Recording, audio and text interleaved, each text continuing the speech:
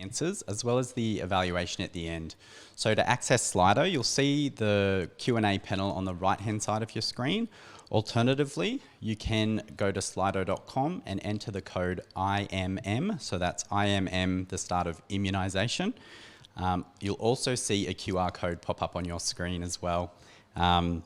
So you can scan that with your mobile device, and that'll take you to the Q&A panel. So tonight's session is being recorded, so the recording will be available on our People Bank education page within the next couple of days, so keep an eye out for that.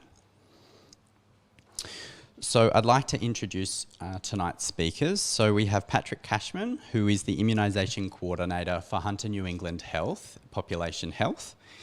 We also have Jodie Stevenson. Jodie is the Clinical Nurse Consultant in Immunisation with Hunter New England Health in the Population Health Unit as well. We have Casey Wisemantle. Casey is a Primary Care Improvement Officer with the PHN, and she's also a subject matter expert in immunisation. We have Lauren Dalton. So Lauren is an Immunisation Liaison Officer for the National Centre of Immunisation Research and Surveillance. Also in the background, we have Sharon Barnes and Michelle Cusack from Services Australia. So Michelle and Sharon will also be able to answer your questions on Slido. So we do encourage you to enter your questions at any time. We will be trying to answer them as we go, but we will also have time at the end of the session as well for any outstanding questions with the panel. All right, so I'll hand over to Patrick to start us off. Thanks, Charles. Terrific. G'day everyone, how you doing? Thanks for joining in. I'm going to kick off and then we'll throw to Casey from the PHN shortly. So it's an immunisation update. We did a COVID session a few weeks ago and that's still online, and so if you're interested in COVID vaccines, then that's the place to tune in for that. Acknowledge that we're meeting on Aboriginal country everywhere where we're meeting, at your place and here.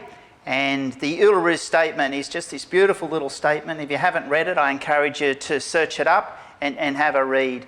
And it's got a lovely phrase. In 1967, we were counted. In 2017, we seek to be heard. And really important that you listen and hear Aboriginal people that you're working with. So this is an immunisation update, and you need to keep up to date with your immunisation. And this will, if you haven't done a session yet in 2020, this will keep you up to date. If you're not up to date currently, I'll talk about that in a minute. If you're from another LHD outside Hunter New England, then please contact your immunisation coordinator. I'd like to thank the PHN for putting this on. And all the LHDs have scholarships. So if you've got colleagues that are not authorised immunisers, but they want to become authorised immunisers for next year to help roll out COVID vaccines, there's scholarships available, but they've got to be taken up before Christmas, so by the 18th of December. So please let your colleagues know, and if you're outside Hunter New England, please contact your immunisation coordinator. Now, everyone who's an authorised immuniser is immunising according to this authority. And down the end there it says, to maintain the authority to immunise, a registered nurse midwife annually reviews best practice policy for immunisation. And that's what we're doing tonight. But how do you do that? These sessions are meant to be an easy way of doing that. So we provide these and put these on. You also make sure that your CPR is up to date. Other ways you can do that is reading the To The Point newsletters that we put together, education updates like this. Also read journal articles and media releases. There'll obviously be a lot of stuff with the COVID vaccines coming up. And how do you document it? There's a few apps where you can document your own learning, but the APRA self-directed record is probably the best. Now, if you're a little bit out of date, so you haven't done an update for a few years, then it's really important that you do the vaccine cold chain management module. That's on the New South Wales Health website. And the other thing that's really good to do is the sharing knowledge about immunisation, the SKY resource. Now, they have a wonderful section for parents, and they also have a wonderful section for health professionals, and there's CPD points if you finish that, if you're a GP or a nurse or a midwife. So I really encourage you to do that, especially if you're not up to date with your immunisation updates at the moment. So this is the SKY resource for parents. I really encourage you to have a look at that. So this is the APRA self-directed record. You just search that and it will come up, and then you can put in your learning into that. If you're a Hunter New England registered nurse, use My Health Learning. Put this session in as an external session, and then that will be in your record. And it's really important that we're going to be a little bit more self-sufficient over the next 12 months for immunisation information. Quite likely that the immunisation world is going to get a lot busier and will be less available to answer questions possibly. So what we're trying to do tonight is show you where to find information. And that's really improved in the last few years. Of course, if you need help, get on the phone and ring us up. But we want you to be a little bit more self-sufficient. And a wonderful story of a little company outside Shepparton. They were the only place in Australia that made surgical masks. They had a few machines. They had one mothballed before COVID, and they only had 2 employees who knew how to use these machines. And of course, COVID hit, and all of a sudden, everywhere needs masks. Because where were all the masks made? In Wuhan. So we couldn't bring anything out of Wuhan. Wuhan shut down. So this little factory outside Shepparton, they had to send the army in, and the army had to operate the machines 24 hours a day to produce masks for Australia. So I think there's a huge learning there, and that is we can't rely on other people. In this case, we can't rely on other people to make everything for us. And in immunisation education, immunisation updates, how to find information, you need to be self-reliant, yeah? Because the next 12 months is going to be really, really busy. Now with COVID vaccines, there'll obviously be lots of information coming out. So you won't have to give COVID vaccines unless you really know what's going on. So don't panic about that. But this is just a general immunisation update, not about COVID specifically. So I'm going to hand over to Casey now. And Casey's going to talk a little bit about some local PHN information. Now I'll just bring up Casey's presentation. There we go. Thanks, Casey. Thank you, Patty, and thank you everyone for joining us tonight. So my name is Casey and I am a Primary Care Improvement Officer with the PHN. As Charles said, I'm also the immunisation lead, and I'd just like to let you know how the PHN and your friendly PCIO can assist you with immunisation services within your practice. So the Primary Health Network's immunisation program aims to reduce the incidence of vaccine-preventable diseases in the community by providing appropriate and timely information to immunisation providers and the community, and promote the delivery of the National Immunisation Program. So I work alongside our key stakeholders, such as the wonderful immunisation team at the PHU, and also with people like Lauren, who's coming up next. Okay, so how the PCIOs can assist and support you and your practice in the following key areas. We can provide support for practice staff to deliver your immunisation services, support for practice staff to report your encounters or immunisation encounters, to the Australian Immunisation Register that are accurate and timely. We also support immunisation providers with information and resources upon request. We can assist with reporting issues such as barriers to electronic information transfers. We can support you to utilise your PenCS data extraction tool to help identify patients who are eligible for specific vaccinations. We can also provide support for quality improvement activities regarding immunisation in order to meet your QI-PIP requirements. So Australia's immunisation coverage rates for children continues to be at a high record compared to that of the rest of the world. So here is the coverage report that was released on the 1st of November this year. We're well above the national average, as you can see. For Aboriginal and Torres Strait Islander children aged 5 years, their immunisation rate in our PHN region is sitting at 98%, which is compared to the national rate of 97%. For our mainstream 5-year-olds in our region, we're sitting at 96%. So thank you for the amazing job that you guys are all doing out there. So 2021, the COVID vaccine is coming. And as Patty said, there'll be lots of work out there for our authorised nurse immunisers. Authorised nurse immunisers are going to be required to support the rollout of the vaccine. And the PHN will be in contact with you soon to ask the question, are you an authorised nurse immuniser? This is so we can update and confirm your details in case we need a workforce. We'll be able to communicate to you about any specific training around the administration of the vaccine. And so the COVID-19 immunisation training is expected to include handling and administration training related to particular COVID-19 vaccines, as well as the use of oh, sorry, Charles, I've lost it.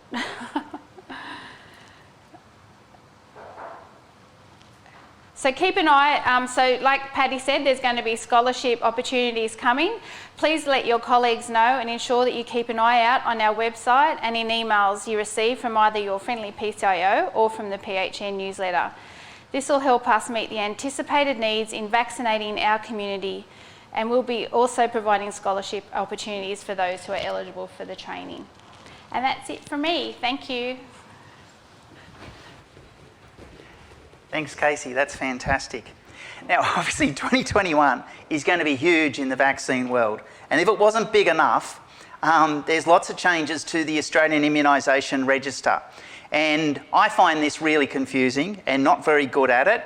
And for people out there who are working in public hospitals and community health centres, I'm meant to be helping you doing that, but I don't understand it very well. So we've brought on the national expert tonight, who's Lauren Dalton, who's looking very glamorous in the wings there, waiting to come on. And she's going to fill us in. So if you're working in general practice, really prick your ears up, because Lauren's got all the tips about HPOS and PRODA and getting onto the AIR. And if you're working in the public system, this is still really important. Listen up, and you'll see some slides there about public hospitals as well. So this makes vaccines look easy. This is really complex. So listen up, because this is the national expert. Thanks, Lauren, for tuning in tonight. No problem.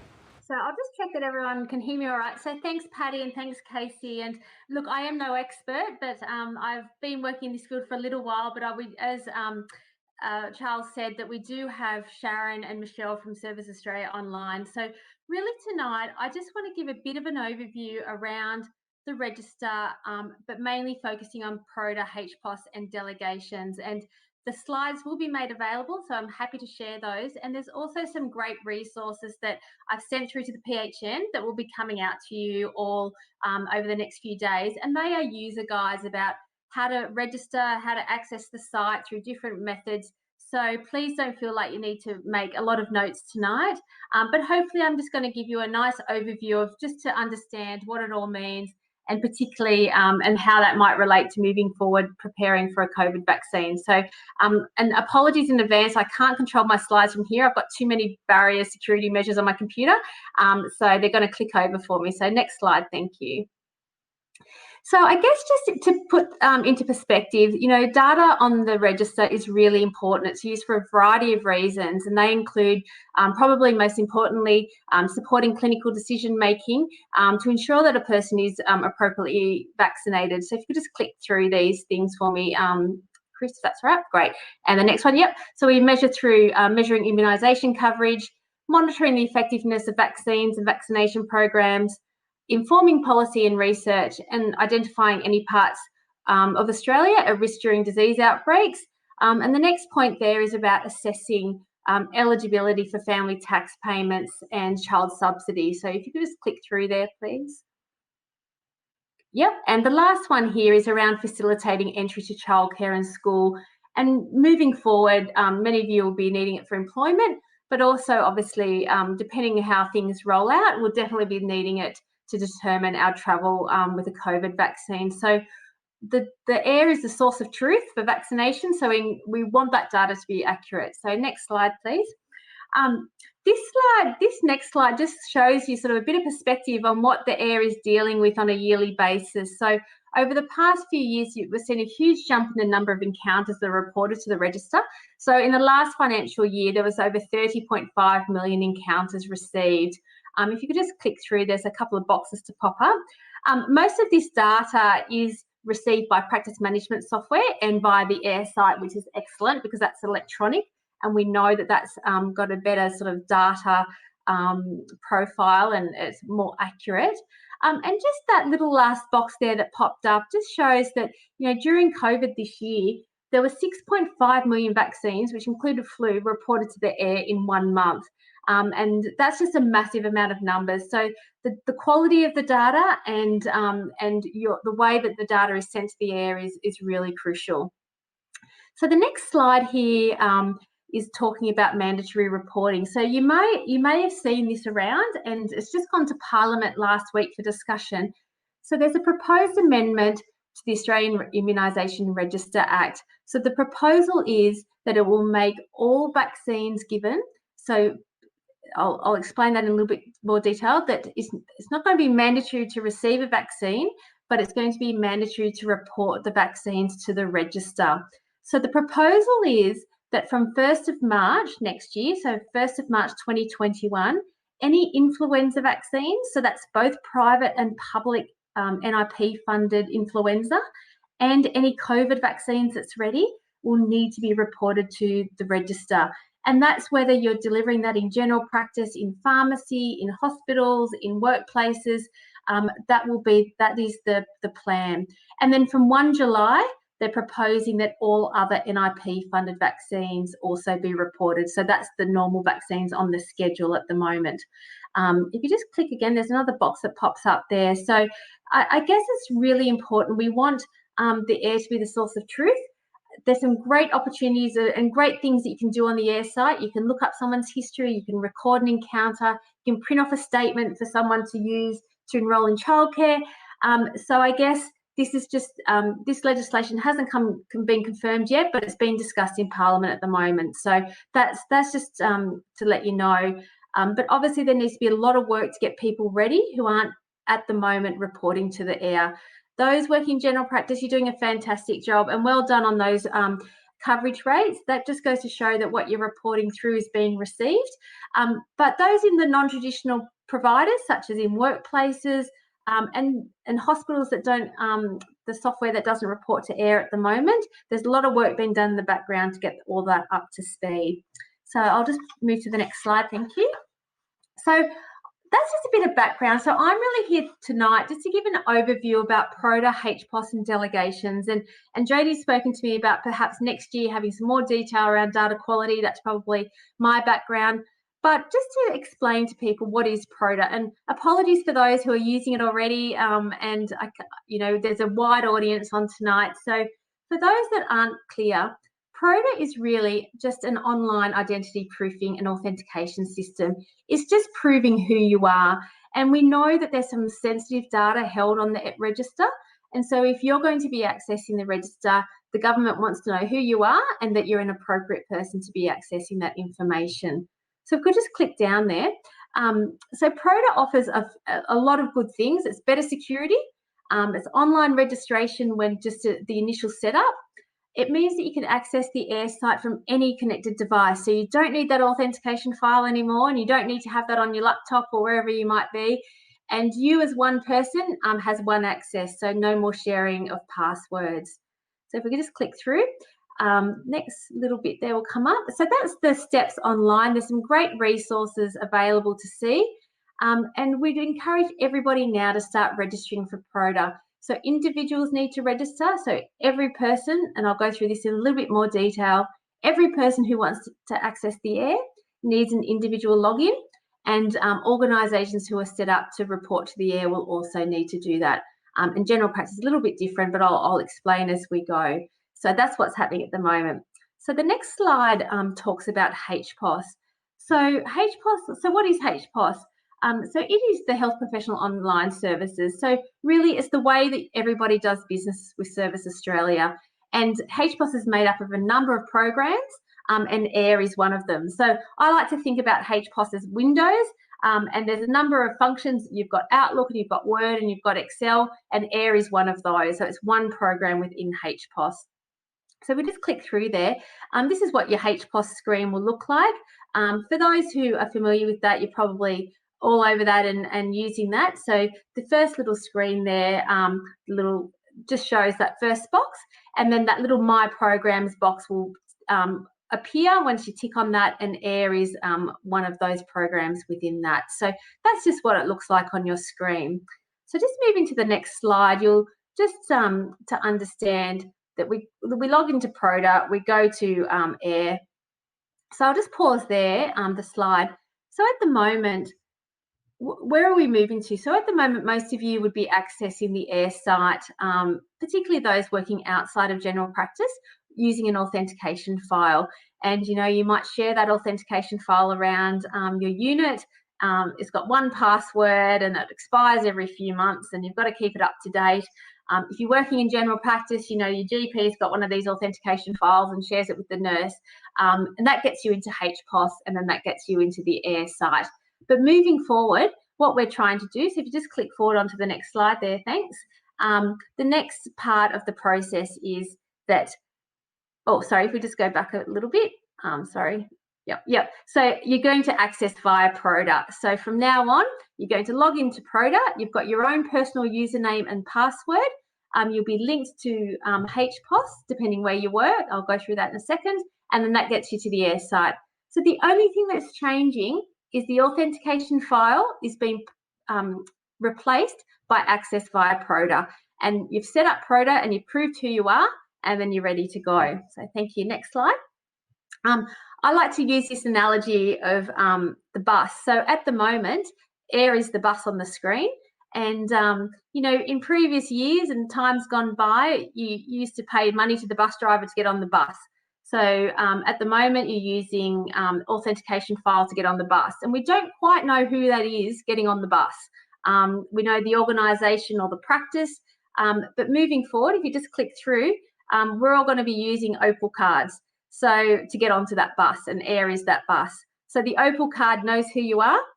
It's been great in COVID when someone's got onto that bus or that train and has had a positive test, and they can track everyone else that's been on there.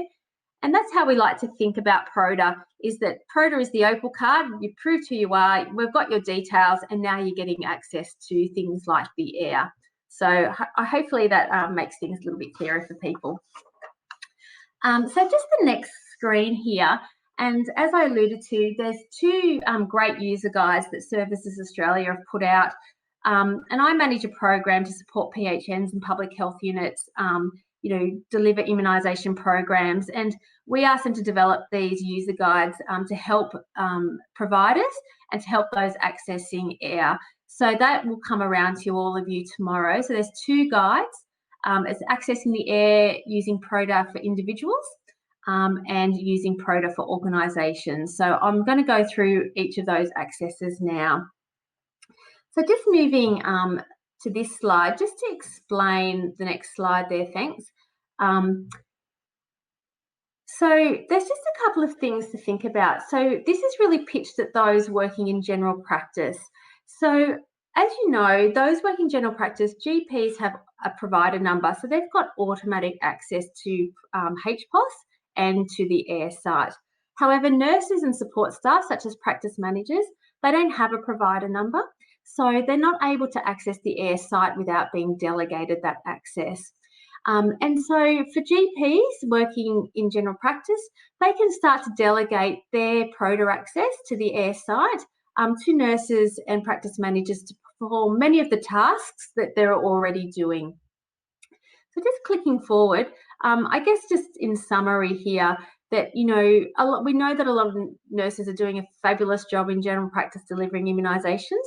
So, you know, by having nurses delegated the access, they can look up a patient's history, they can record overseas history, develop catch-up schedules, they can print off immunisation history statements to give to the patients. You can edit an encounter if there was an error, putting the encounter through. And you can also use the 10A reports to follow up patients due and overdue for vaccinations. So delegations is really useful, and it's really important, and it's what we would recommend in general practice, to delegate your PRODA and AIR access. So it's not your PRODA access, but it's your AIR access via HPOS to nurses and other support staff at your practice. And if you just click through there, there's just a box there that just to confirm to people. That's a bit like, you know, Facebook, that all activity can be tracked by the delegate. So if you're a GP that's delegated access, you can watch what that delegate's doing on your behalf, and you do that through your My Access history. And of course, it's important just to understand that the use of HPOS and all the associated programs, so AIR is one of those, is governed by the AIR Act, the Privacy Act, and the HPOS terms of use. So that's sort of just, you know, just a protective level for once you do delegate access. So We'll just move on to the next slide. So I'm just going to explain here just a little bit around setting up PRODA for individuals. So this is really still in general practice, and I'm going to get to hospital staff next. So the first step would be that all staff need to register for PRODA. So that's the first step. And you get what's called an RA number and some login details. So if you just click through there, that's the next step there. So you need to keep your RA number and your login details. And then for a GP, if you haven't done it already, and I'm sure there's lots of you out there that has, and I know that Casey's been working with a lot of the GPs in the area. So you, for the first time in the initial setup phase, will need to link your provider number to the services, and that will then pop up the air tile inside HPOS. So that will be a program. So that's just that you need to do that the first time. And then the next step is that you can start to nominate delegates. So, or alternatively, the nurse or the practice manager can request delegates from you. So you can nominate delegates through PRODA, and all of this is explained in those user guides. So just to confirm a couple of things, if you just click through there, that box, so each person will only ever be issued with one PRODA account. It stays with you wherever you might go. If you are employed in a number of settings, so you might be a nurse working in general practice, and then you might be working also in the school-based program with the public health unit. You've got that one PRODA account, but you can link to various employers, and you can also link to various registration numbers. Sorry, I've just got a message coming through there. So you only need one PRODA account, and you'll be able to access whoever you're acting on behalf of. I think there's just one more dot point there. And yes, you can be, as I said, you can be delegated to more than one organisation or one more health professional. So you still log in as yourself, and then you'll get a drop-down box to select where you might be working that day or who you might be acting on behalf of. Okay, so the next slide is just a couple of Q&As that we always get. So if you're a practice nurse or a practice manager, should you acquire delegation from each GP in the practice that you're working? Well, the simple answer is yes. You know, as I just said previously, once you've logged in using your own PRODA login, you can then select who you're acting on behalf of. So it's really important probably to try and get all of those delegations from the different GPs so you can act on each of their behalf. And the other question we get is, you know, using the authentication file, you used to get the little secure email box that you could use once you've logged in. When you log in via PRODA, it's slightly different. You use the HPOS messages tile, and the great thing about this function is that you can actually attach attachments to the email. So if you just click through there, there should be a little picture of what that looks like. The little HPOS box, the messages box in that bottom left-hand corner. There's one more little box, I think, that's just going to pop up there. Yeah, so that's where it is there. So if you need to send an email to the AIR team, that's where you do it. As I said, this slide here is contained in the guide as well. And this just talks about delegations and how to go about that. It's a little hard to see on the screen, but there's a little My Programs box. So that's the box you tick to give AIR delegations, and the mail box. If you tick that box, then anyone acting on your behalf will have access to the AIR site, plus they'll have access to messages and be able to message the AIR team in a secure way. So that's that slide there. Okay, so and then there's just one more click through there. Yes, and that's what it looks like. And you can get a list of all your delegations. And the great thing, well, it might sound a little bit cumbersome, but every 12 months you need to update your delegations list. So as people, they might move on from your practice, or you might get new people. You can add people and remove people at any time, and you will need to set that up every 12 months just to make sure that it's as current as possible. And one more click through and you'll see that the user guide does detail all of this information. So that's in general practice. So the key message there is every individual to register for PRODA. GPs link their HPOS account to the AIR site and then delegate to their staff. So that's the best way and what we recommend you do if you're working in general practice. So the next slide just talks a little bit about a community clinics and hospitals and things like that.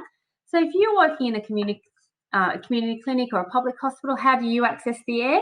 Well, it's a little bit different. if you just click through there, sorry, I think I've done something wrong with animations there. Yep. So every state and territory health departments have got their own processes, and that'll be coming through to you if you're working in these settings. So it's a little bit different, and this screen really just shows what it looks like from that sort of perspective. So this is where it's called PRODA for organisations. So GPs have individual access, but hospitals, public health units, community clinics, they are listed as an organisation. So the first, this is just an example here, this little diagram. So the top level there is the health district. So that might be your local health district, and that's known as the parent organisation. If you just click on that, that will pop up a parent organisation box for me. Thanks, I'm not sure who's Charles or Chris. Yep, so that's the parent organisation. And the next layer underneath that is what we're calling sub-organisations. So, for example, the Hunter New England Local Health District, there's a number of hospitals up there. You've got the public hospitals, the John Hunter, and smaller hospitals in the area, Maitland and the like, and you've got community health centres and public health units. So they can set themselves up as a sub-organisation. And it just makes it a little bit easier to manage. So it's not the local health district that's managing everybody, it's every little sub-organisation. And you can have unlimited number of sub-organisations. And then that next layer underneath that are the members. So you might have an immunisation clinic, you might have staff working in PEDS wards, outpatients. They can be members of their organisation. So the members, again, they'll have their own individual PRODA login, and then the organisation will link that person to their sub-organisation and access the air that way. And if you work across a number of hospitals, you can be linked to different sub-organisations. So hopefully that explains that process a little bit. And similarly, if you're working in a residential aged care facility, again, you'd be looking at your aged care facility being the parent organisation, and then you don't need to have sub-organisations, and then you'd have members underneath that. So that's sort of that, hopefully that explains that a little bit. The next slide just covers pharmacy, and I know that there's a number of pharmacists online, and this similar model would work for residential aged care facilities as well. So a pharmacy is the parent organisation, and if you're just a standalone pharmacy, you might not have need sub-organisations. So underneath, you just have members, and those members again, sorry, I might have going a little bit crazy here with the animations, but the members there might be, you might have another pharmacist that works with you, you might have a technical assistant, a pharmacy assistant, a dispensing technician. They can all be members, and you can link them to your organisation. And of course, the members have their own PRODA login, and the pharmacy is the organisation, and you link that way.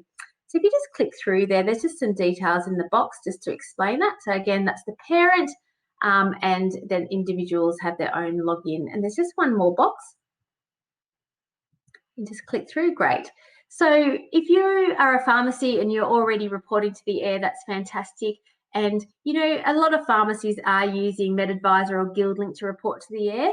But if you don't have those software programs that are connected to the air, you do need to have air access. And it's also good for even those that do have connectivity to the air to have air access so you can look up history. So pharmacies do need to register for PRODA for organisations, and then they delegate the relevant staff to register for PRODA and provide their RA number to the pharmacy. Pharmacies, if you haven't already, if you are providing immunisation services, you need to be registered with the air as an immunisation provider, and to do that you need to complete the IM004 form available on the Services Australia website. That then gets sent to the your state health department, and then they send that through, and you'll be given an air provider number, and then you can set yourself up that way. Those who are already using an authentication file, you can still use that. They are still valid, but they are going to be phased out. So we don't want a big rush next year on everyone transitioning to PRODA. So if you can start that process now, that's fantastic. And pharmacies, like everybody else, should be reporting all vaccine encounters through to the air. The best way to do that is through your software, if that does have that connection, otherwise through the air site. So this slide just really talks about setting up PRODA for organisations. It's a little bit more fiddly. The ABN holder does have to set up the organisation. So the first step is, of course, to register as an individual. The second step is to create or register your parent organisation, and there's details in the guide about how to do that. So the ABN holder needs to do that. You'll get your RA number for your organisation, and then you can start linking your delegates. So the next few steps there. Step 3 is you create your sub-organisations if that's required, link HPOS, and then link your AIR. So there's a few steps, but that's outlined all in the guides there. And there's just one more link. The Services Australia website has some great information on step-by-step how to register and go through those processes. So you're not alone in managing all of this. And just the last slide, or a couple of slides left, just to finish up. There's certainly support along the way. The Services Australia team and the AIR team do a great job trying to answer lots of different questions. So if you're stuck on PRODA or HPOS or AIR, there's the contact details along the way to support you. And as I said, if you can start transitioning now, so if you're a nurse working in general practice, register for PRODA.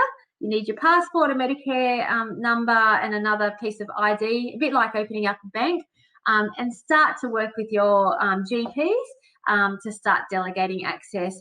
And likewise, if you're in a community clinic, if you can start having those conversations about setting up your organisation. If you're with an aged care facility, you're contacting your health department about that, about setting up and registering for AIR, and if you're a pharmacy. So that's that slide.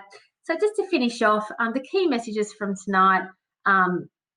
I know I haven't touched on practice software, but it's really important if you're using practice software that you keep it up to date, particularly with all the changes coming through. Always sending your immunisation data for all individuals to AIR if you can. If you're connected now, and if you're not, please look into how that can happen.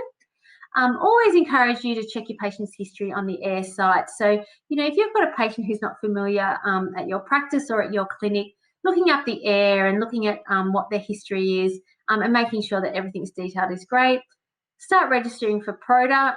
You should be able to do it straight away if you've got those, details.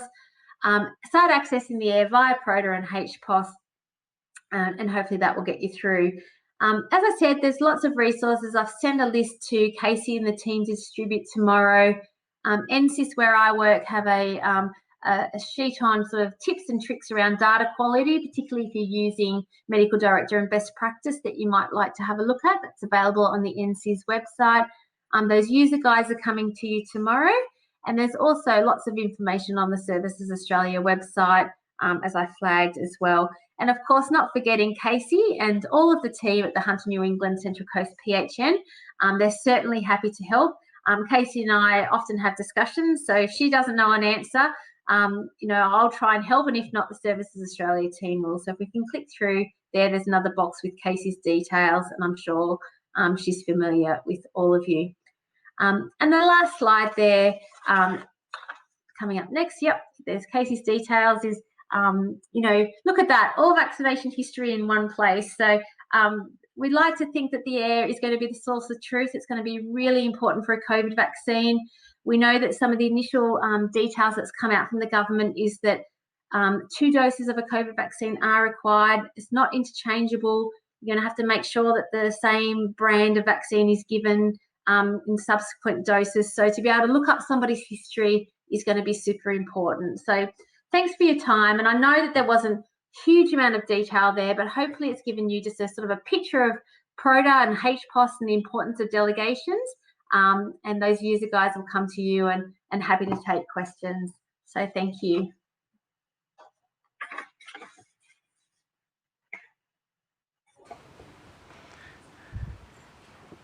Thanks, Lauren. Okay, now we're on to something much easier. We're going to talk about vaccines. So that's really, really important because, as Lauren said, mandatory reporting to the AIR, you need PRODA access, whether you're working in a hospital, a community health centre, anywhere else, general practice. So for people working in the Hunter New England LHD, I'm going to send some information out soon and get you up to date, and you'll be able to have access to the AIR that way. Now, vaccines, they're not going to work if you don't store them properly. Jodie's done a great job recently doing lots of vaccine audits, bringing you up to date, and Jodie's going to talk to you about cold chain, and then I'm going to talk about vaccines and go through some general stuff to finish up. Thanks, Jodie. Hi everyone. Okay, let's do cold chain. I want everyone to be passionate about cold chain by the time we're finished here. So the importance of cold chain management is keeping our vaccines that we love and adore between 2 to 8 degrees and protected from light. So that means putting them back in their boxes. Vaccines are sensitive. They get destroyed by being too cold and too hot and by being exposed to light. The things I'm going to cover tonight are storage, monitoring equipment, essential paperwork, the New South Wales Random Cold Chain Audit for those who haven't had it yet, and cold chain breach reporting forms. So, storage. Vaccines must be stored in a purpose-built vaccine fridge. No domestic fridges, no bar fridges. And this fridge has to be serviced every 12 months. As I said, all vaccines have to be stored in their original packaging because they're light sensitive. No vaccines that would be stored on the bottom shelf of your fridge. They need to be raised, air needs to get around them. No vaccines that would be touching the sides of your fridge. And don't crowd your fridge. Strive for 5 also recommends that you use open weave baskets, and please do not store any foods or drinks in your fridge. And if you do that, don't send me a photo with the foods and drinks in it, because you can't pass your cold chain audit. Okay, your monitoring equipment that you need. You must have a data logger now. Well, it's been a few years, and that data logger has to be set for 5-minute intervals, not 3, not 10, definitely not an hour. It needs to be set for 5-minute intervals, and it needs to be set to run continuously. That logger needs to be downloaded every week and saved as a file on your computer.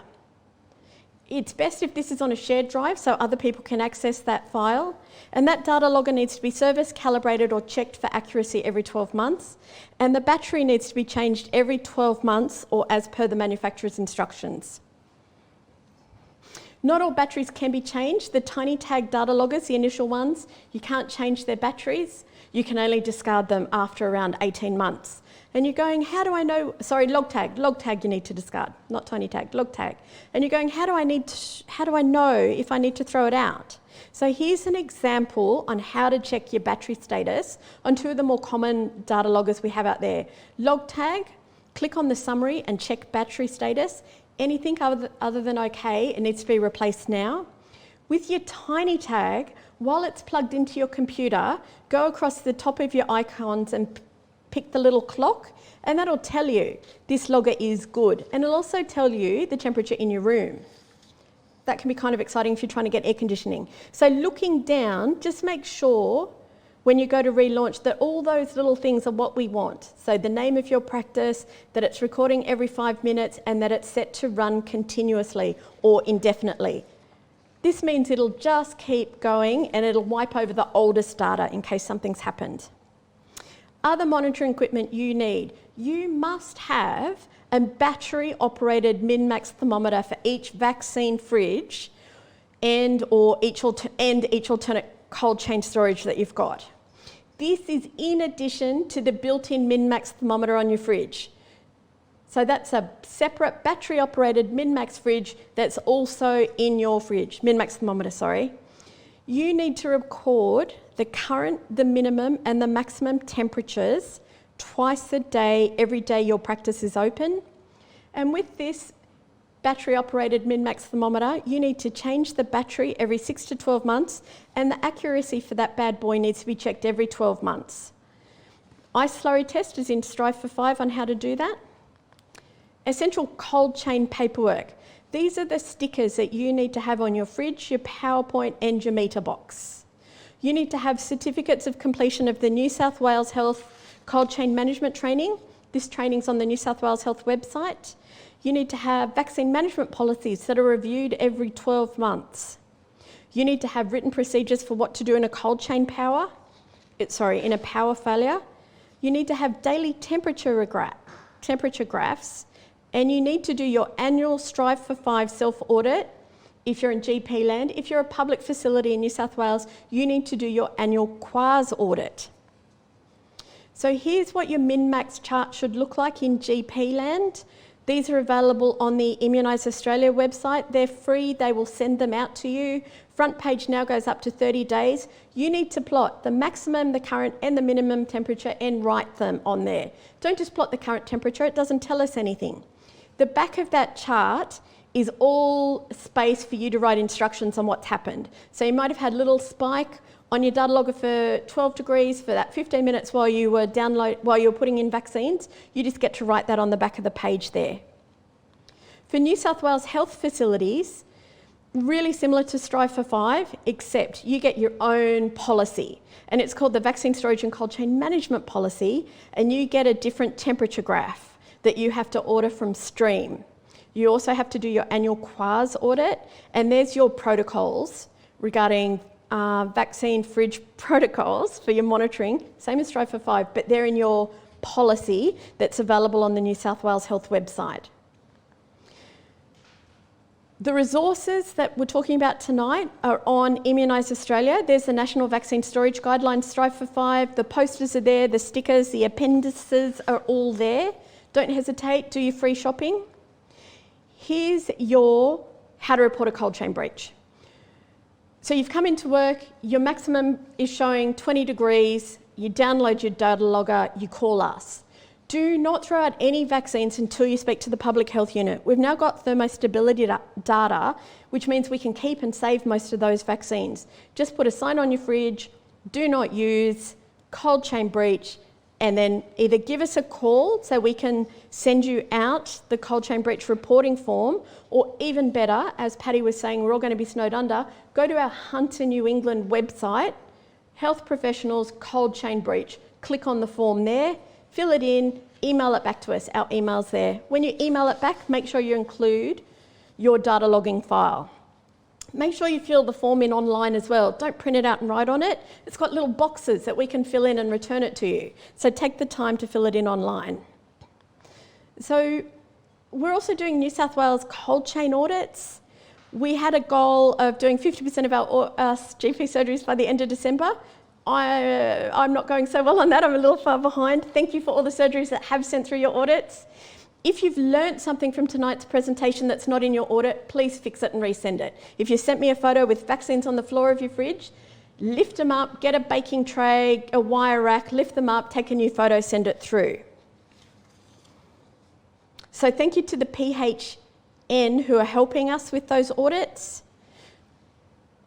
At the end of the audit, you're either compliant or non-compliant. Non-compliant, we help you become compliant, and this means we can lovingly look after our vaccines. So here's resources that are for everyone. The cold chain toolkit for immunisation providers, that's the New South Wales one. So that's for GPs and for hospitals. And here's my take-home list for you. Rotate your stock, because you now need to report expired vaccines on your online ordering system. So make sure you rotate your stock. Ensure you have a battery-operated min-max thermometer, and that battery is changed every 6 to 12 months. Ensure your fridge is serviced every 12 months. Ensure your data logger is set to 5-minute intervals. The battery is replaced and serviced as per the manufacturer's instructions, or every 12 months. Ensure no vaccines are stored on the floor of your fridge and always in their original packaging. Ensure you and another staff member know how to download the data logger and attach that file to an email. Because when you have a cold chain breach, that's the file that we're going to ask for, not a picture of your logger, but the actual data logging file. Complete your annual Strive for 5 self-audit or your QAS if you're a public facility, and consider purchasing an extra purpose-built vaccine fridge now if you need additional storage. We've got influenza vaccine coming and we've got a COVID vaccine coming. You will need to log that for 72 hours and send that through to us at Public Health when you get it. Additional resources, thank you so much for your time. I'm going to hand back over to the wonderful Patrick Cashman. I want you all to be passionate about cold chain. Don't ever hesitate to contact us, because this is what we love to do as well. Thanks so much, team. Thanks, Jody. That's fantastic.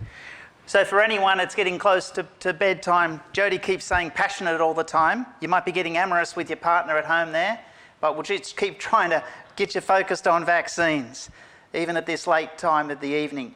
So I'm just going to finish up talking about vaccines now. And so thank you very much to Lauren. Now, Lauren's still online, so if you've got questions about PRODA, PRODA Access and the Australian Immunisation Register, please let Lauren know and she can answer those questions because she's much more knowledgeable about this than we are. Jodie's online as well, and Sharon's online, and Casey's online, so please ask questions about cold chain. Oh, and Donna from the Central Coast. Oh, that's great. That's great. I didn't know we had Donna there. Fantastic. G'day, Donna. Thank you very much for joining in.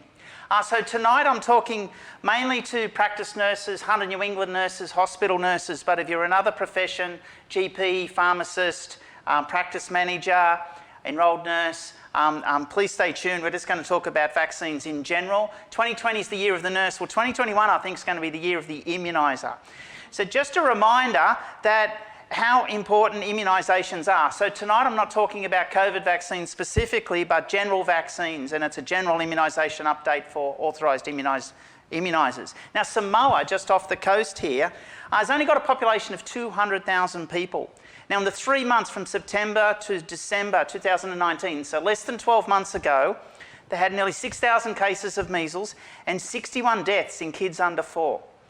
Now, this is a little vignette that tells us a lot about immunisation and about really good practice. Now, the sad thing about this is that one of the things, there was a lot of anti-vax sentiment in Samoa and in the Pacific Islands. Now, there's a terrible, unfortunate incident where 2 registered nurses mixed up a measles vaccine with an anaesthetic instead of the diluent, and 2 young children died, and those nurses went to jail for 5 years. And that was a few years ago. So that really made people very, very worried about vaccination. So there's a lesson there in that for us. As an immuniser, you've got a real responsibility to be really accurate and to do your job really, really well.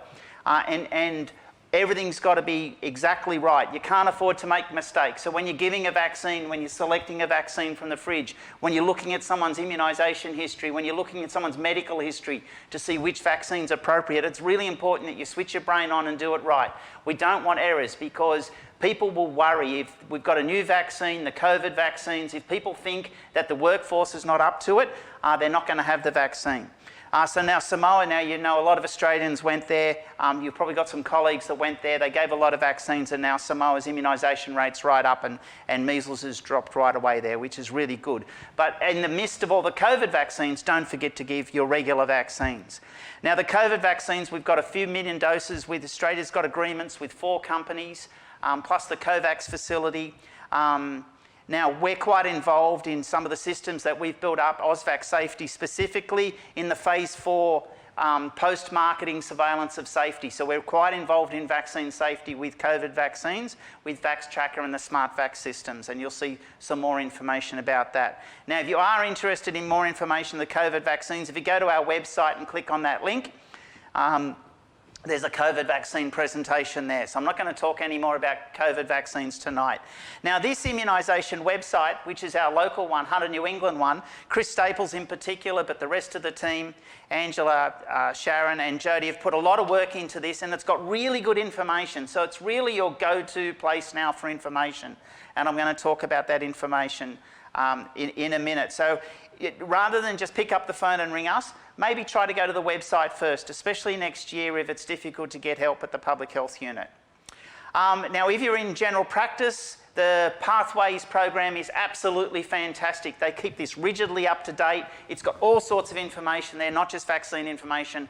So if you're in general practice, if you're a general practitioner or a practice nurse, and you're trying to help your patients connect to other parts of the system, then the Pathways, the PHN Pathways program is absolutely fantastic, and you're probably already using it, and I commend it to you. Now, the immunisation handbook is a bit of a staple for us all. Now, it used to look like this, but now, of course, it's online. And that throws a lot of us out. Oh, it's not just on the shelf. I can't just find the information. How do I find the information? Well, you need to get used to finding the information online in the handbook. So this is the page that opens up, and across the top you've got a diseases section, and it's just got all the diseases listed alphabetically, and you can go into that. Now they've changed it a little bit from the paper handbook, and the thing at the beginning is the recommendations, the first bit that drops down there when you go into each disease. So if you go into tetanus, the recommendations are there for all the different ages, and that's what will tell you which age person receives which vaccine. So that's really, really useful. Now also down at the foot there, they've got a handbook table section, and publications, they've got these really wonderful infographics which are one page. They give you lots of really good information worth printing off, sticking up around the practice or around your community clinic. Really good information, condensing a lot of really complex information into little one pages. So they're a new feature on the online handbook, and that's great. Now the immunisation schedule, it's really important that you know the schedule.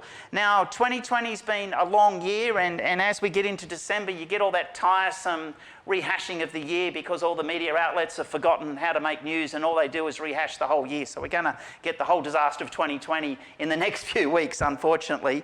But what we're finding lately is we're getting a lot of immunisation drug errors reported to us at the PHU. It's a really simple thing, well not that simple, but a lot of mistakes where 18-month-old children are given the 12-month vaccines again, or a whole mix of vaccines. We had one recently where someone had an Immunisation hexa and a Haemophilus influenza type B and a hepatitis B vaccine. So obviously those two components are already in the hexa. They don't need those 3 vaccines.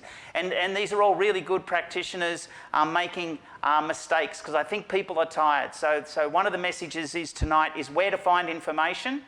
The second one is to really switch your brain on when you're doing vaccines or when you're doing anything with any of your patients because it's a long year, we're all tired, we've been using PPE, we're all exhausted, but this is only the beginning of the vaccine story for COVID, so we're just at the beginning, not at the end. And so when you're giving regular vaccines, you need to know your schedule well. So if you haven't been vaccinating for a while, start by opening up the schedule and seeing which vaccines are given when.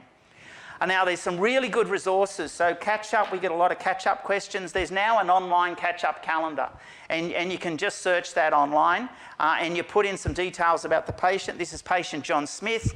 You can see there that John was born in 2017 and he's had the first 2 lot of vaccines. So now he's 3 years old and he's only had the first 2 lot of vaccines. So what does he need? And then you can see on the right-hand side there, the catch-up calendar will tell you what he needs. So due immediately is an Immunisation hexa, and it has the antigens in it there, a pneumococcal vaccine, a meningococcal ACWY, and an MMR. So you've got to know which brands they are. So that's obviously a Prevnar 13, meningococcal ACWY is a Pneumorex, and an MMR vaccine. So that's what he needed now. And then next appointment in a month's time, an MMR plus a varicella. So you can obviously give an MMRV vaccine. So that's just 1 needle. Always start with the MMR first and then the MMRV second. There's some wonderful work from Nicola Klein in the States a few years ago to show you if you give an MMRV vaccine first, there's an increase in fever and an increase in febrile convulsions. So we always start with MMR first and followed next visit with an MMRV. Up until the age of 5 or 6. After that, it doesn't matter because after the age of 5 or 6, febrile convulsions aren't an issue. So catch-up calendar is a really good place to go for information. Obviously on the AIR, and Lauren's told us how to get onto the AIR, that also tells you the next lot of antigens. It won't give you the vaccines, but it will tell you what next lot of antigens are due, and that's quite helpful. So if you've got a complex catch-up for someone who's from overseas, if you put those immunisations generically into the AIR or into your practice software, then that will tell you which antigens that person needs. The PneumoSmart tool is terrific. This has now been updated for the changes that happened on the 1st of July. And again, you just put in the information and it will tell you which pneumococcal vaccines are used. Really helpful for adult pneumococcal vaccines. So we know that, that this is a bacteria, causes nasty pneumonia and septicemia. A lot of susceptible adults will need extra pneumococcal vaccines, and I'm going to talk about that in a while because that was a big change to the schedule this year. But the Pneumo Smart tool is a really self-help place you can go get information. The other really good place to get information is the Spleen Australia website. And you can just search this up, Spleen Australia, and it will tell you if you've got a patient who's had a splenectomy, it will tell you which vaccines. And obviously without a spleen, you can't find bacterial infections quite as well. And so these are all bacterial vaccines that are required. And the changes on the schedule this year, these vaccines are now funded. So that's absolutely fantastic. So there's 3 places you can go for complex catch-ups. The catch-up calendar, the Pneumo Smart tool, and Spleen Australia. Now for adolescents, the NIP expansion program, these vaccines are now free for adolescents under 20 years old. So you can catch up adolescents with free vaccines and try to get them all vaccinated before they're 20, because then they're protected, but also after 20 they're no longer free. So that's great. So the immunisation schedule, again, please be familiar with it. And we're going to just talk now about the changes this year. So this year, the Prevnar 13 and Pneumovax 23, it's now available for at-risk groups. So that includes Aboriginal people at 50 years of age, non-Aboriginal people at 70, and Aboriginal kids only in remote areas if you're lucky enough to work there. Now meningococcal B, the Bexero, is now funded for Aboriginal children and other certain risk groups. Now that looks nebulous. Other certain risk groups, who are they? I'll show you in a minute. It's just a very small risk group, so you don't have to remember too much. And same with the meningococcal ACWY and the Haemophilus. So this is some changes to the immunisation schedule. So there's 3 groups there. There's non-Indigenous older adults on the left, then there's people with risk conditions, and then Aboriginal people on the right. So the non-Indigenous older adults now at the age of 70 receive a Prevnar 13. Before the 1st of July, everyone at 65 had a Pneumovax 23. That's now out. At 70, a Prevnar 13, and then no Pneumovax if you don't have any risk conditions. Now, people with some medical risk conditions, and you can see there, they're very specific. Complement deficiency, eculizumab treatment, or functional anatomic asplenia. So you can see they're very, very specific groups. And then pneumococcal, which I'll talk about in a minute. So for Aboriginal people, the big changes are for kids under 2, Bexero, and for adults at 50, a Prevnar 13 followed by 2 Pneumovax. Now the pneumococcal changes, there's again a whole lot of conditions there, so that's a bit more complex than the meningococcal ones. But you can see there the ticks for the groups that are funded. Now there's a lot of people who are recommended to have pneumococcal vaccines, but not always funded. And down at the foot of the table there, you can see that people with diabetes, people that smoke cigarettes, people with chronic liver disease are all recommended to have pneumococcal vaccine, but not funded. But this is the little chart that's actually the easiest to follow the new changes from the 1st of July this year on the immunisation schedule. So on the left-hand side, universal childhood schedule for all non-Indigenous children. So that's a Prevnar 13 at 6 weeks of age, at 4 months of age, and then at 12 months. So that's all the kids on the schedule. And then the at-risk kids, which are kids with at-risk conditions, they get an extra Prevnar at 6 months, and then at 4 years, 2 Pneumovaxes. Now, one of the changes is that someone only gets 2 Pneumovaxes in their lifetime now. We don't need to repeat Pneumovax more than twice. Children over 12 months of age with diagnosed risk conditions is a Prevnar followed by 2 Pneumovaxes.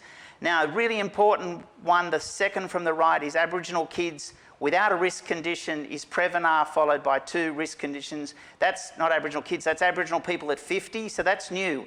So if you're working in an AMS or you've got Aboriginal clients that you're looking after, adult Aboriginal clients, really, really important, Prevnar followed by 2 Pneumovax. And then on the right-hand side, a huge change there for all non-Indigenous adults at 70 years of age, just a Prevnar. Now the Prevnar works better, gives better protection than the Pneumovax, so that's going to really help pneumonia in older people.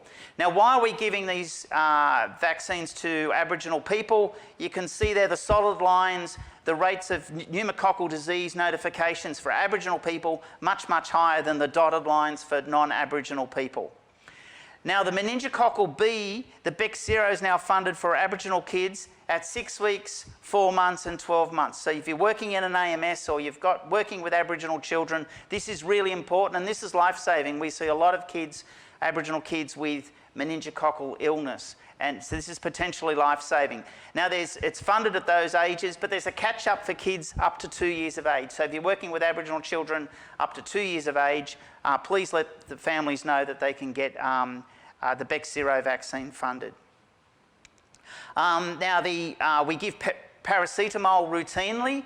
Now the family presents and the child hasn't had paracetamol, you can give them a dose, just get them to wait a little bit and then give the Bexsero and make sure they've got access to paracetamol at home. Now again, this is Aboriginal rates of meningococcal disease in Australia. You can see on the left-hand side there, that blue line, much greater disease for Aboriginal children, and hence this vaccine's funded. Now that's 6 times more for Aboriginal children under 12 months of age. So that's really important, and this shows the same information. But for all ages. So the rates of meningococcal disease in Aboriginal people, much higher, hence the funding in those age groups. Now, as well as Aboriginal people, the other groups that are funded, again, really tight. Asplenia, complement deficiency, and treatment with eculizumab. So they're really small groups, easy to remember. It's important if you've got Aboriginal kids, so it's 6 weeks, 4 months and 12 months, but if they've also got risk conditions and the kids with risk conditions, it's an extra one at 6 weeks, 4 months, 6 months and 12 months. So 4 doses. Now meningococcal B, we're talking about meningococcal B. This is some great work from Helen Marshall in South Australia, wonderful Professor Helen Marshall. She's done some great work with Australian adolescents, and there's no discernible rate of carriage when you give vaccine to adolescents. So in other words, there's no herd protection. So every adolescent that you work with, you don't want them to miss the chance of having meningococcal vaccine. So that's meningococcal ACWY Nimenrix is given in the school program in Year 10. You don't want any kids to miss that. And if you're talking to parents about protecting adolescents for meningococcal B, that's not funded. It is funded in South Australia where Helen works. It's not funded here in New South Wales. But herd protection won't do them any good. Each individual needs protection. Now this is from CDI. CDI for the immunisation nerds is a really good read. So this is last year's data. You can see there the blue is the serogroup B, meningococcal B, really prominent in the under 1s. So he is buying Bexsero if you're in a group that's not funded. Worth it? Yes, it probably is for under 1s. You can see there the 5 to 9 and the 10 to 14. Meningococcal disease isn't very prominent at all. So you probably want to save your money if you've got a kid in primary school or junior high school. But then you can see there from 15 to 19, I don't know what adolescents of that age are doing to share bugs from one person to another, but they're doing a lot of it. And that's probably a great investment if you want to purchase Bexsero or Tremumba for adolescents at that age. And that's probably a good message if you're working in general practice and you're talking to parents. No one's got a lot of money to buy these expensive vaccines, but it's probably a much better buy under 1s and older teenagers than it is in other groups in childhood.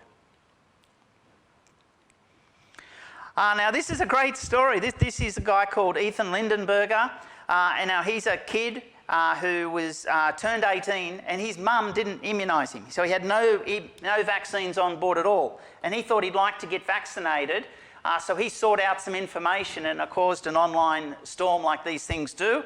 And then he went off and got immunised, and he was brought in and spoke in Washington, DC to the Senate Select Committee about vaccination. And he's even got a TED Talk. How cool is that? At 18, he's got a TED Talk. So if you want a nice little succinct TED Talk on the ability to get vaccinated, now he doesn't blame his mum. He thinks his mum's really cool.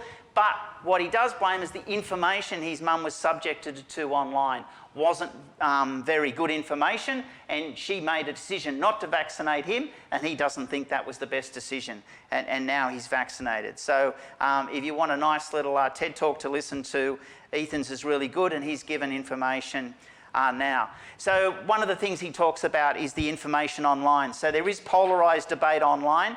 There's published information to say that what often happens is the anti-vaxxers are talking to the anti-vaxxers online and the vaxxers are talking to the vaxxers, and it's not a great place to interact.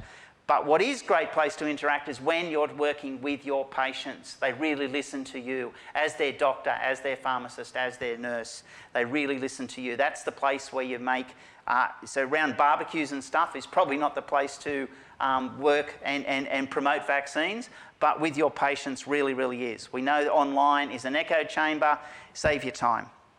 Now, where do we get good information from is probably not on Twitter, but lots of good information, and Cochrane's a great place to go get information. Jodie's shocked in the audience there that I'm not getting my health information from Twitter.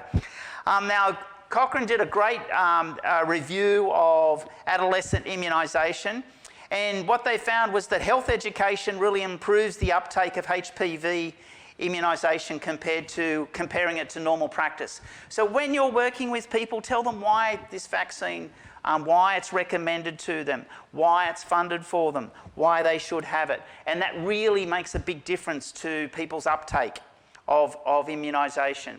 Now, a good school program, a lot of you work in the school program, and that's fantastic. Now, it's possible you may have a role in COVID vaccines next year. We really don't know the pathway for COVID vaccines being rolled out. It will start probably in public hospitals, and healthcare workers will be the first cabs off the rank. But what happens from there and how long it takes to end up in general practice, we really don't know. I imagine it'll end up in general practice at some stage during the year, but that pathway we really don't know yet. But to run a good school program, you really want to give kids good information and vaccinate them in the morning, use privacy the best you can, bringing adolescents in late so they're not standing around watching all the other kids get vaccinated, and use distraction techniques. And all these things are really, really important and make people's vaccination experience really, really good. You can imagine a kid at 15 lined up in year 10, has a terrible experience. 10 years later, they're still scarred by it, but now they're a young parent. They might not want to vaccinate their kids. So like the story in Samoa, really good technique. Every vaccination is really, really important. And everyone you vaccinate poorly is a potential non-immuniser. So please use good technique. So good technique, if you're giving vaccines to kids under 12 months of age, vastus lateralis, the upper outer part of the thigh, nice juicy part there on a good sized kid. And hold the kid really still and get the parents involved. So at this age, breastfeeding, being held by the parent is a really, really important comfort for the child, so the child's not moving around. Now with COVID vaccines, obviously it'll be given first to adults. Very happily, school kids and little kids aren't implicated either in COVID disease too much or in COVID disease transmission. So this vaccine is probably likely to be given to adults first. So you want really good technique. Now there is a thing called SERVA, shoulder injury related to vaccination, and that's where we put the vaccine needle into the bursa. So the bursa is like a fluid-filled sac, and fluid-filled sacs, surprisingly, don't like getting stuck by needles, and that's how we end up with SERVA. Now, you need good technique. So like Goldilocks, Papa Bear's a little bit too high, Mama Bear's a little bit too low, so expose the area and do Goldilocks and get it just right in that golden triangle there. So know your anatomical markers and vaccinate properly. People have seen this slide before, I've put it up before, but it's so popular, I don't think, a talk's not complete unless we have a Hemsworth deltoid exposed there. So make sure he's got a nice deltoid there. You should be able to get it in properly.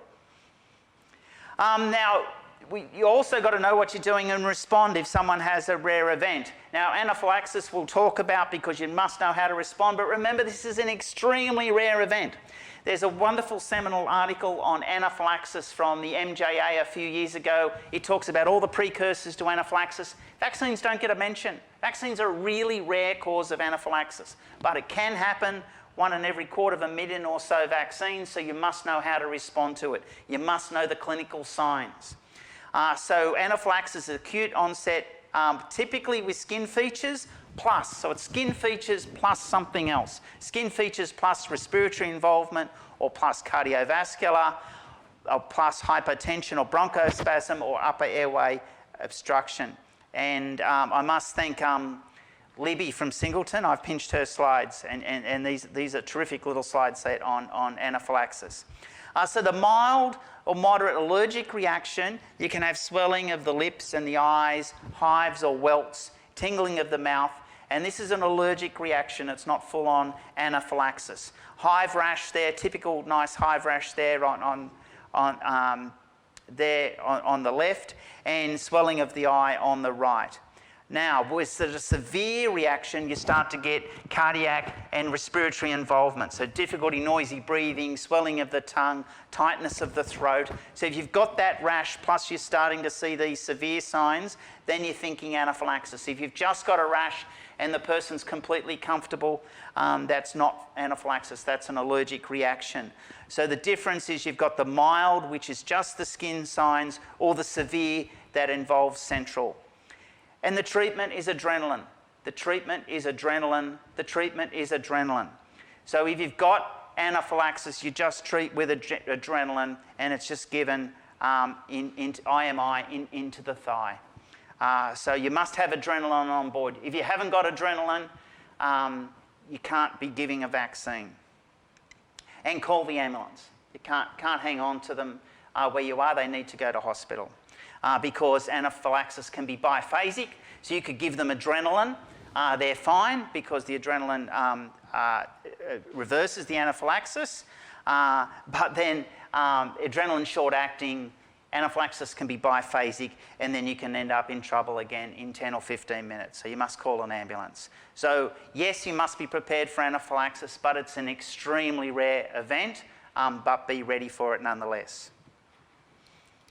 Now I'm going to talk about cervical cancer and the Gardasil vaccine. Now this is really exciting. So just last year, which is nearly 2 years ago now, the World Health Organization Global Committee met, and they think they can get rid of cervical cancer by about halfway through this century using this vaccine. So this is cancer. This is a cancer that kills 240 young women in Australia every year.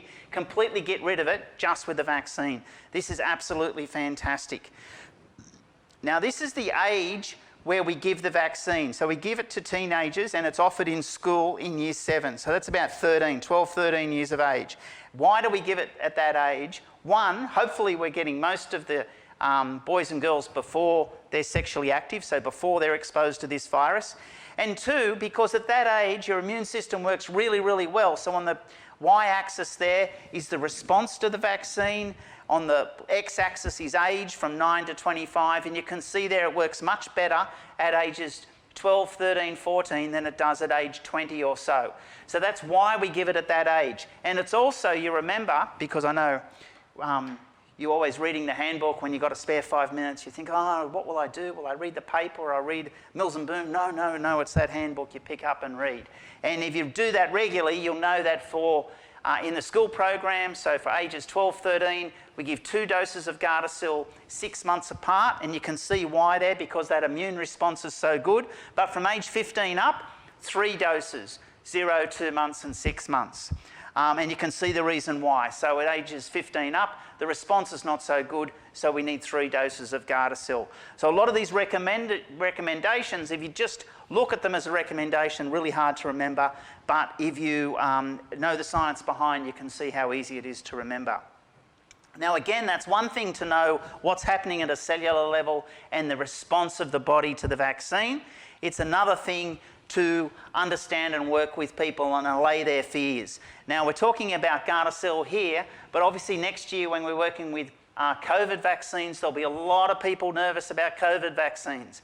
And in the UK, they might be lining up for it because sadly people are dropping dead all over the shop. But in Australia, where we're happily an island on the other side of the world, we've got a really good public health response and a political response. We're not seeing any disease, COVID disease in Australia at the moment. People might be much more reluctant to have that vaccine, and they're going to need to talk to really good health professionals who are up to date with information and be able to talk to them. So this is a little story about in Denmark, there was a group of young girls who got together because they had some neurological conditions, especially POTS and chronic regional pain syndrome, and they put that down to having the vaccine. But of course, most of the population at that age had the vaccine, but they put it down to having the vaccine. And if we see what happens here, this is birth year across the x-axis and the percentage of people having HPV vaccine in Denmark, and you can see it really dropped away there from over 80% to less than 20% of people having the second dose because of that documentary that was made. And it was called The Vaccinated Girls. Obviously, it was in Danish, but that's the English translation. So The Vaccinated Girls, a documentary that was shown. Now, that same documentary was shown in Ireland, and in the Irish, immunisation rates for Gardasil dropped off as well. So there you can see the 3 doses there. Now, this is not birth year, this is the year across the x-axis, the year the kids had the vaccine, and you can see it drop off there. And then in 2016 and 17, it became a 2-dose course, and we see hardly anyone finish that second dose.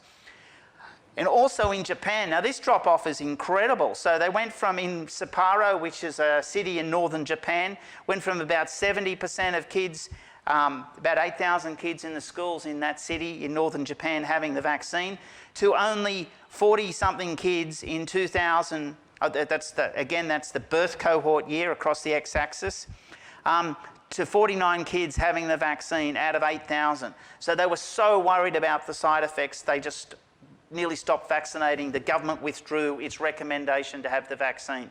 So that's the sort of thing that we really got to worry about. Now, this again is from the documentary. Now, in Japan, they're quite nervous about vaccines. They have a history of that. There was a scare about MMR vaccine, and rubella is around in Japan. So in 2013, which is not that long ago, 15,000 cases of confirmed rubella and 32 cases of congenital rubella. So congenital rubella, you get problems with the eyes and microcephaly, and you can see on the right-hand side there, we haven't had rubella here for so long. In 1971, the school program vaccinating girls. But in just 2 years ago, the CDC in America recommended that pregnant women didn't travel to Japan because of the risk of rubella. So Japan has this history. So back in Denmark, you can see here the red line is the information in the media, and the orange colour behind there is searches online for HPV vaccine, and the green is HPV side effects. Now you can see there real correlation between HPV, this Danish documentary in the media, and people searching for stuff online. Now the European Medicines Agency, it's very, very credible. We get a lot of information from them here in Australia. They did a huge review, and they found that the background rate of CRPS and POTS was no different in girls or teenagers that had had the vaccine and not had the vaccine.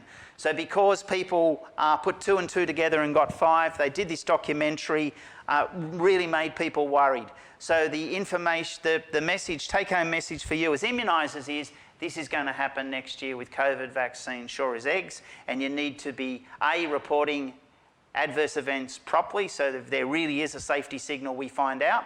But you're going to need really good information. So we'll have more of these information sessions, and there'll be lots of information about COVID vaccine before you start putting it into someone's bursa. I mean deltoid.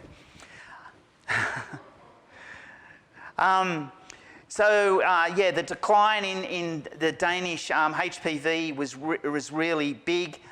Those allegations had to be dealt with rapidly, so the whole managing of communication becomes really, really important.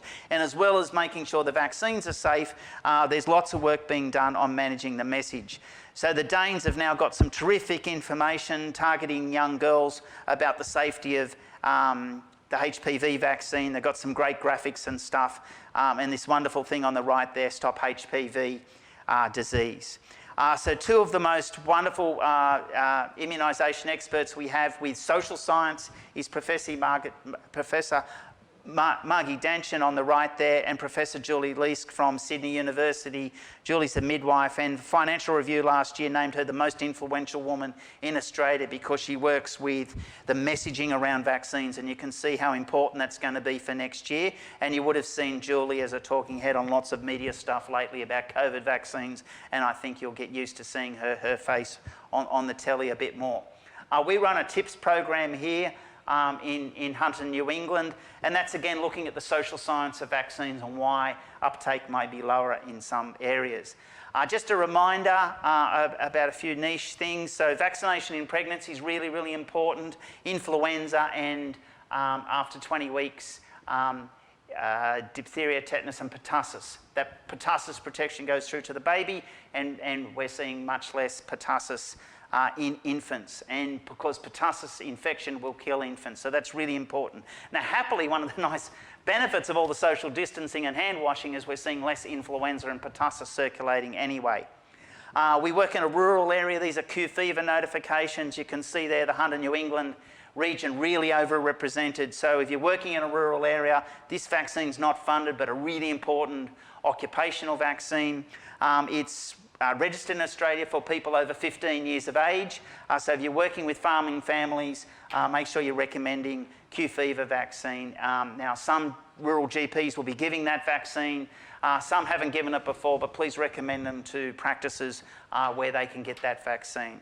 That's really important. So if you know any farmers that have had Q fever disease, it takes this big, strapping, strong, amazing person and can put them in bed for a few months. So that's a disease you don't want. Now I'm just going to finish up talking about zoster vaccine. So this is to prevent shingles. Now there's a lot of cases of shingles in Australia. I'm sure everyone watching tonight would have seen clinical shingles. Really good chance to prevent it with zoster vaccine. So you can see there the rate of people between 70 and 79 getting shingles is high. And PHN, that's not the Primary Health Network, that's post-herpetic neuralgia, which is a terrible pain syndrome you really want to avoid. You don't want to end up on long-term analgesics for that. Much better to prevent it and have the vaccine. So this vaccine is funded for people at 70 and up to 2021, which is fast approaching. There's a catch-up program, so that's going to evaporate. So if you do have people who are over 70, do try to catch them for this vaccine. But the 70 mark will stay. It'll be ongoing for 70-year-olds after 2021. So the exact date I'm not sure, but we'll have to get that out to you. Now, so please consider it for patients. Now, younger patients can have it. It's licensed in Australia for people over 50, but if you're between 50 and 69 and you want to have it, you'd have to pay for it yourself. And the same for patients over 80. Now, this is the really important bit. So there was a report published in the UK of a Scottish gentleman who was immunocompromised. He had this vaccine, the Zostavax vaccine. 2 weeks later, he developed flu-like symptoms and fever and a widespread vesicular rash. And there was a delay in recognising that. And eventually he was started on IV acyclovir, but he ended up in ICU and he died of multi-organ failure. So because he was immunocompromised, we gave this live vaccine. It replicated and replicated. His immune system couldn't meet that vaccine and build immunity. It replicated out of control and he died of overwhelming varicella infection. And we've had the same happen here in Australia. Some reports from the TGA, I think 2 or 3 reports and one very recent one. So this is really important that we're not giving this vaccine to someone who's immunocompromised. I know there was a question from a GP on the thing there earlier about giving vaccines to immunocompromised people. Yes, giving inactivated vaccines to immunocompromised people is really important, like influenza vaccine. Because they're immunocompromised, their immune response is not going to be as good, so they really need to make sure that they're having their pertussis, tetanus, and influenza vaccines. Really, really important, but be careful with live vaccines with someone who is immunocompromised. Now, the Zostavax is like the chickenpox vaccine, but 14 times stronger, so it's going to replicate quite a bit. So you don't want to give it to someone who's severely immunocompromised. Now, the handbook has a table. One of the reasons you can be immunocompromised is the medications you're taking. Now, most of the people out there listening to this will be authorised nurses, and there's a list of particular vaccines authorised nurses can give without a medical order. This vaccine is not one of them. So if you're a GP out there, this is you're writing a medical order, and then the authorised nurse or whoever in your practice actually gives the vaccines is doing this as a medical order. So it's really important you know someone's medical history and you know the medications they're on. And if you're a bit worried that they may be immunocompromised or they may be a bit frail, don't give the vaccine and seek some help. Now, at the public health unit, we're all staffed by immunisation nurses, and we're probably not the best people to turn to for advice about which drugs someone's on and if they're too immunocompromised to have this vaccine. So this table in the handbook's your first port of call. If you're worried, don't give the vaccine. Do delay it. Now, shingles is a terrible disease. We don't want people to have it, but it's not going to kill someone. So just delay. Seek some advice from an immunologist, or if they're on the DMARDs are the ones that will bring their immunity down. So seek advice from their rheumatologist or oncologist if they're on immunocompromising medications. But just take a breath and delay, and review the patient's history, review what you think, and then only proceed to the vaccine if you're confident. Now, Alan Lee, this wonderful GP from Perth who runs the SmartVac system, he does lots of stuff also with oldies, and we do follow up the AusVac safety system. We follow up with oldies. Now, the good news is there's a non-live shingles vaccine coming soon. We think it's going to be in Australia next year. It won't be available free on the NIP, but it will be available if you're thinking to yourself, for the odd person there who's over 50 and you're thinking, oh, maybe I'm at risk of shingles. This vaccine, if you want to pay for it yourself, is a non-live one. You might want to think about that next year. That brings me to the end. So please think about how you can find information, be a bit more self-sufficient, but do contact us if you do need information. Beginning of next year, look for lots and lots of stuff about the regular vaccines. Don't stop doing that. And COVID vaccines, there'll be lots of information before you start giving them. And I think I've burnt all the time for questions, but I'll just throw to Charles to finish up. Thank you very much for listening.